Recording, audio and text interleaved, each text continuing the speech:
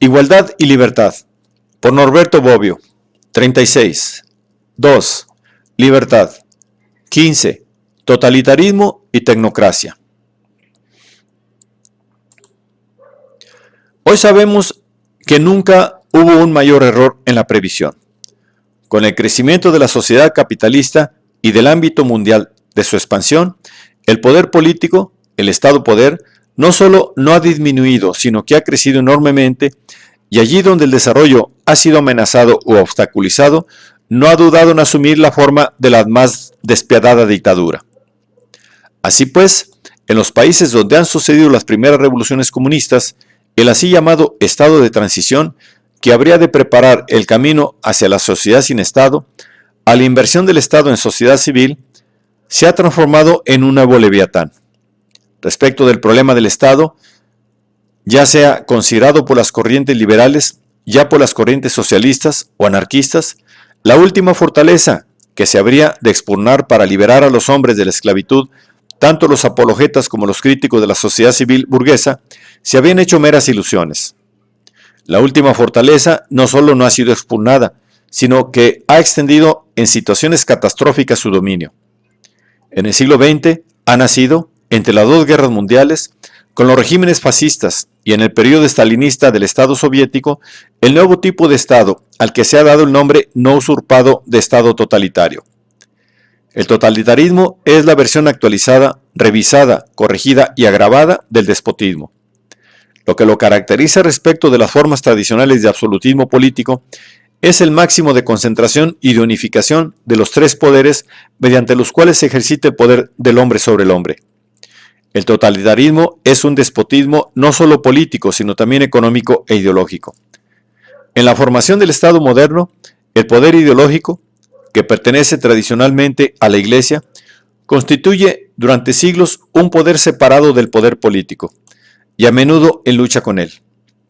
Uno de los instrumentos de dominio del Estado totalitario actual es el monopolio de la ideología de Estado, expresión que reproduce la fórmula religión de Estado, propia de los estados confesionales, que vuelve a introducir la distinción entre ortodoxos y heréticos y permite considerar como desviación o directamente como traición toda divergencia de la doctrina oficial. En tanto que las clases económicamente en ascenso han intentado siempre escalar el poder político, detentado por las clases tradicionales, como sucedió en la lucha de la burguesía mercantil contra la aristocracia feudal o de la moderna clase empresarial contra la vieja clase de propietarios de la tierra, la identificación entre clase económicamente dominante y la clase política no ha sido nunca, ni en el estado de castas, ni en la monarquía absoluta, ni en el estado parlamentario completa. La versión moderna del despotismo tiende, en cambio, a través del proceso de estatalización de la economía, a la conjunción del poder político y económico. Sean cuales fueren las características del totalitarismo puestas de relieve por los diversos puntos de vista, en los cuales no es el momento de detenerse, es importante subrayar el hecho de que el totalitarismo no solo es un tipo de sistema político, por lo que no es del todo correcto hablar de Estado totalitario, sino que es un tipo de sistema social en su globalidad, o si se quiere, un tipo de Estado solo en el sentido de que, estando cancelada la distinción entre sociedad civil y Estado, elemento distintivo de la historia del Estado moderno, la sociedad entera se disuelve en el Estado, en una sociedad íntegramente estatalizada. También allí donde no se ha dado la transformación de la sociedad en un universo totalitario y las libertades tradicionales, las libertades de las tradiciones liberales y democráticas están formalmente garantizadas. Han surgido nuevos problemas de libertad, ya sea de libertad negativa o de libertad positiva, replanteándose continuamente para la reflexión y la consiguiente acción política reformadora.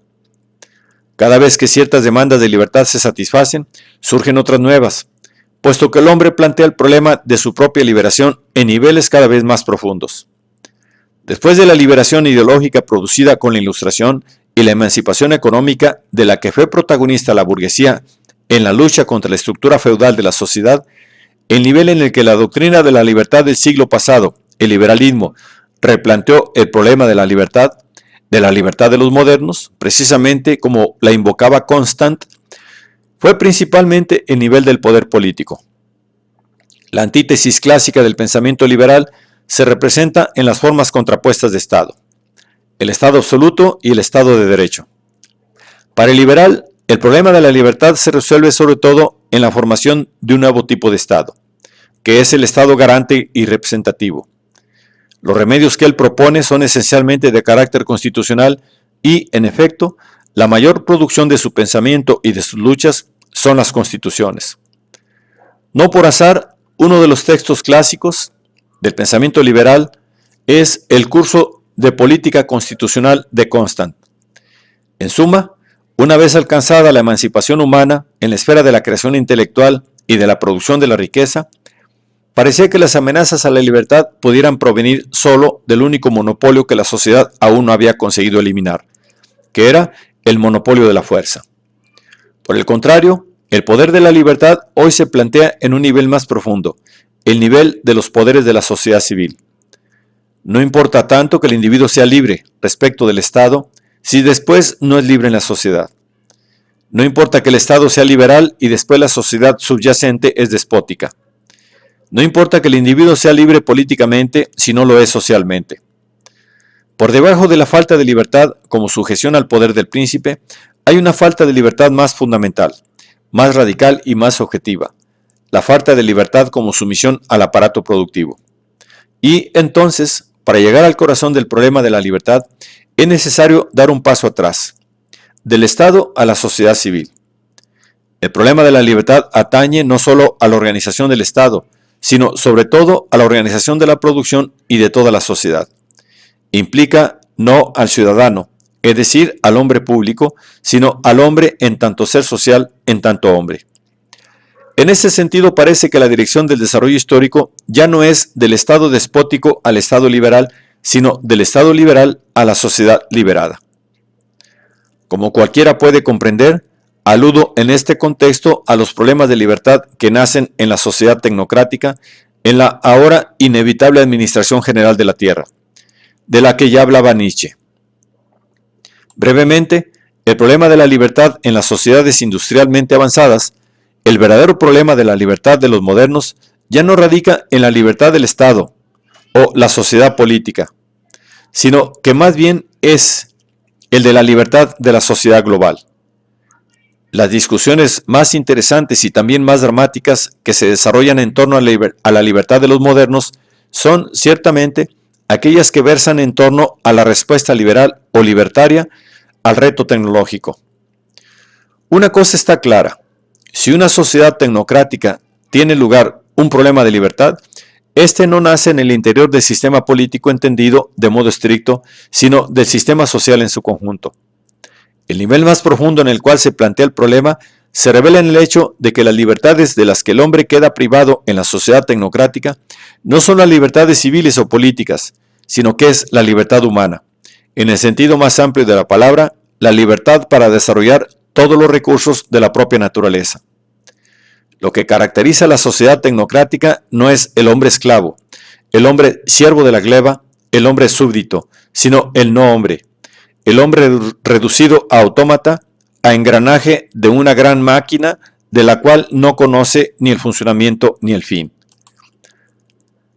Por vez primera, se mira con angustia el desarrollo de un proceso no de sometimiento o proletarización, sino más en general de deshumanización. También el poder por el que se distingue la sociedad tecnológica es diferente a todos los poderes precedentes. No es el poder que se sirve de las ideas, ni aquel que se sirve del dominio económico, ni el que se sirve de la fuerza coactiva. Es el poder científico, el poder del conocimiento que asegura el dominio indiscutido de la naturaleza y sobre los hombres, siendo a la vez el poder más impersonal y por ello más despersonalizador, más universal y por ello más nivelador, más racional y por ello racionalizador. En el universo tecnocrático, considerado como el estadio límite de una tendencia, así como también es un estadio límite de la tendencia opuesta, la sociedad sin Estado o la sociedad anárquica, la falta de libertad en el plano ideológico, se presenta como el conformismo de masas, en el plano económico como mercantilización o reificación de toda forma de trabajo, también del trabajo intelectual, y en el plano político como exclusión de toda forma de participación activa en la dirección social. Pero a diferencia de las sociedades hasta ahora existentes, esta falta de libertad se sentiría no como una privación, sino como la satisfacción de una necesidad, la necesidad precisamente de no ser libres. Lo que en otros tiempos era la huida de la esclavitud, se convertiría en su contrario, en la huida de la libertad.